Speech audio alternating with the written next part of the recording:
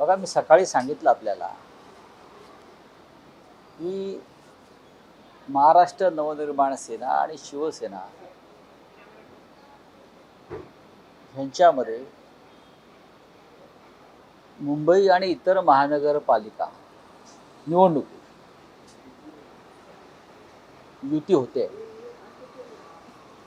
आणि ही काय लपून राहिलेली गोष्ट नाही. सातत्यानं उद्धवजी राजजी यांचा संवाद आहे. दोन्ही बाजूच्या नेत्यांमध्ये चर्चा झालेल्या आहेत आणि आजपासून निवडणुकीची प्रक्रिया सुरू झाली. तुम्हाला माहिती आहे की आजपासून नॉमिनेशन अर्ज भरण्याची. त्याच्यामुळे इतकी महत्त्वाची युती ही घोषणा करून जाहीर करणं गरजेचं आहे, सगळ्यांना माहिती आहे. उद्या दुपारी साधारण 12 वाजता तुम्हाला स्थळ कळवलं जाईल. उद्या दुपारी 12 वाजता शिवसेना पक्षप्रमुख उद्धव ठाकरे आणि महाराष्ट्र नवनिर्माण सेनेचे अध्यक्ष राज ठाकरे साहेब हे एकत्रितपणे आपल्याशी संवाद साधतील या विषयावरती आणि बोलतील. 12-12:30च्या दरम्यान ही घोषणा होईल. त्याच्यामध्ये आता लपून ठेवण्यासारखं काही नाही. काल रात्री जवळजवळ जागा वाटपासंदर्भात ज्या प्रक्रिया पूर्ण करायच्या असतात त्या झालेल्या आहेत. त्याच्यामुळे तुम्हाला उद्या बातमी मिळेल.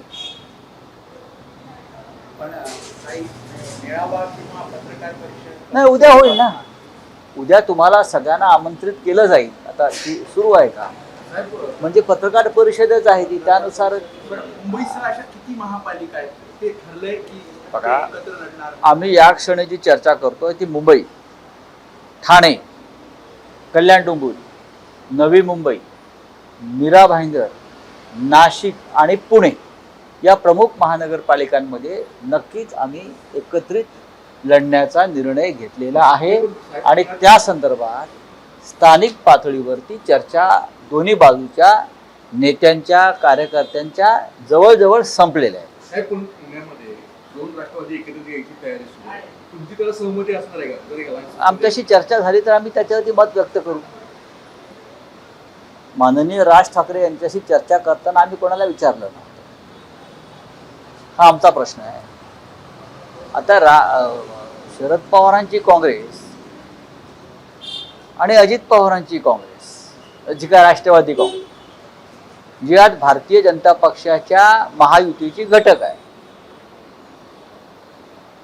आणि शरद पवार साहेब हे जातीय शक्तींच्या विरोधामध्ये, जातीयवादी शक्तींच्या, मग मोदी असतील, अमित शहा असतील, यांच्या राजकारणाचा त्यांना भयंकर तिटकार आहे आणि त्याविरुद्ध ते आमच्याबरोबर संघर्ष करत आहेत. मोदी आणि शहा हे लोकशाहीचे मारेकरी आहेत असं पवार साहेबांचं म्हणणं आहे. या देशात लोकशाही राहिलेली नाही आणि ती या 2 नेत्यांमुळे, असं एकंदरीत मला पवार साहेबांची भूमिका कायम दिसलेली आहे. आणि देशाच्या संविधानाच्या रक्षणासाठी जे आम्ही एकत्र आलो त्यात माननीय शरद पवार हे महत्त्वाचे आमचे मार्गदर्शक आहेत. आणि संविधानाच्या मारेकऱ्यांच्या गटामध्ये अजित पवार आहेत. अजित पवार आहेत जातीयवादी शक्तींबरोबर काम करत आहेत. नरेंद्र मोदी आणि अमित शहा त्यांचे नेते आहेत. शरद पवार त्यांचे आता नेते नाही आहेत, लक्षात घ्या. त्यांचे नेते आता देवेंद्र फडणवीस, नरेंद्र मोदी आणि अमित शहा आहेत. अशा शक्तींबरोबर किंवा शक्तींच्या विरोधात शरद पवारांची विचारधारा कधी जमली नाही. ते त्याविरुद्ध संघर्ष करत आले. त्याच्यामुळे आता पुण्यात काय घडतंय स्थानिक पातळी, खरं म्हणजे अशी युती झाली तर महायुतीत राहण्याचा अजित पवारांना अधिकारच नाही किंवा सत्तेत राहण्याचा अधिकार नाही. नरेंद्र मोदी आणि अमित शहानी माननीय शरद पवार साहेबांवरती कोणत्या प्रकारचे वक्तव्य केलेत आपल्याला माहिती आहे, जी महाराष्ट्राला मान्य नाही, अजिबात मान्य नाही. आता महायुतीतून ते परत महाविकास आघाडीशी युती करत असेल या पद्धतीनं,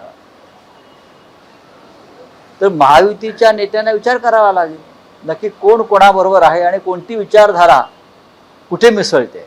नाही, पण राऊत साहेब तुम्ही म्हणता की महायुतीत समजा विचार करावा लागेल, त्यांना महायुतीत राहण्याचा अधिकार नाही, तर तोच मुद्दा शरद पवारांच्या बाबतीतही लागू होतो ना. महाविकास आघाडीत राहण्याचा शरद पवारांना अधिकार आहे का? कारण तेही अजित पवारांशी युती करतात. नाही, आणि मुळात तुम्ही पण जाणार आहात का त्यांच्यावर? आणि हा मुद्दा उपस्थित- आम्ही जाणार नाही. आम्ही जाणार नाही. पुण्यामध्ये शिवसेना आणि मनसे हे एकत्र लढतील. काँग्रेस आमच्या बरोबर येणार असेल तर आम्ही नक्की त्यांच्याबरोबर चर्चा करू. आतापर्यंत पुण्यामध्ये काँग्रेसची चर्चा झालेली आहे, सुरू आहे. हे पण सांगतो, नाशिकमध्ये काँग्रेसची चर्चा सुरू आहे. मीरा भाईंदर किंवा अशा अन्य ठिकाणी काँग्रेसची चर्चा आमची सुरू आहे. त्याच्यामुळे शिवसेना आणि मनसे ही युती तर होणारच. पण अशा प्रकारे जर काय नव्याने घडत, आता आमचे मुंबईमध्ये राजसाहेब आणि उद्धव साहेबांशी युती झाली, तिथे शरद पवार साहेबांचा पक्ष आमच्या बरोबर आहे हे आम्ही सांगू शकतो आता या विषयात. पण पुण्यामध्ये आम्ही भारतीय जनता पक्षाबरोबर संबंध असलेल्या सरकारमधल्या कोणत्याही पक्षाशी संबंध ठेवणार नाही, ही आमची एक विचारधारा आहे. राऊत साहेब, स्पेसिफिक प्रश्न आहे, जर शरद पवार आणि अजित पवार या दोन पक्षांची युती होत असेल तर महाविकास आघाडीत शरद पवारांना राहण्याचा नैतिकदृष्ट्या अधिकार आहे का? जर तुम्ही अजित पवारांच्या बाबतीत म्हणत असाल तर. नाही, आम्ही त्याच्यावर चर्चा करू ना. मी स्वतः शरद पवार साहेबांशी चर्चा करेन. तेवढे आमची नाती आणि संबंध आहेत. फार मोठे नेते आहेत.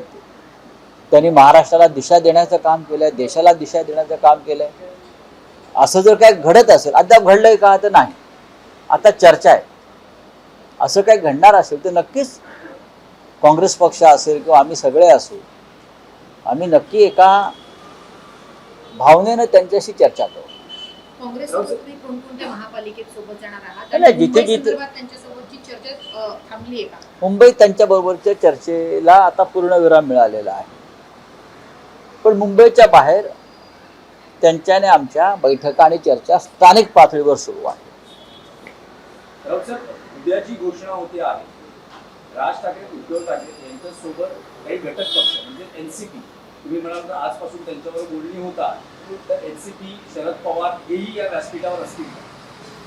जर आज NCP बरोबर आमची चर्चा अंतिम टप्प्यात संपली तर माननीय शरद पवार साहेबांनी सुद्धा या पत्रकार परिषदेला उपस्थित राहावं अशी आमची इच्छा आहे. आणि आम्ही त्यांना त्याबाबत आज संध्याकाळपर्यंत, आता पुण्यात आहेत ते, तर आज रात्री मुंबईत ते येतील, तर आमची अशी अपेक्षा आहे की ते येतील. आम्ही त्यांना निमंत्रण देऊ आणि 100% ते येतील. जागा वाटप फायनल झालंय? नक्की. फायनल नाही, त्याशिवाय का युतीची घोषणा होणार आहे? राजसाहेब आणि उद्धव साहेबांची जी युती होते आहे त्यात जागा वाटप पूर्ण झाली आणि व्यवस्थित सुरळीत पार पडलाय बाळंतपण, त्या काळजी करू नका. नाही, पण जी घोषणा होईल ती नेमकी कुठे होईल? काही ऐतिहासिक संदर्भ असेल का ठिकाणावर? तो ऐतिहासिक संदर्भ आहे, जागा कळवतो. सर,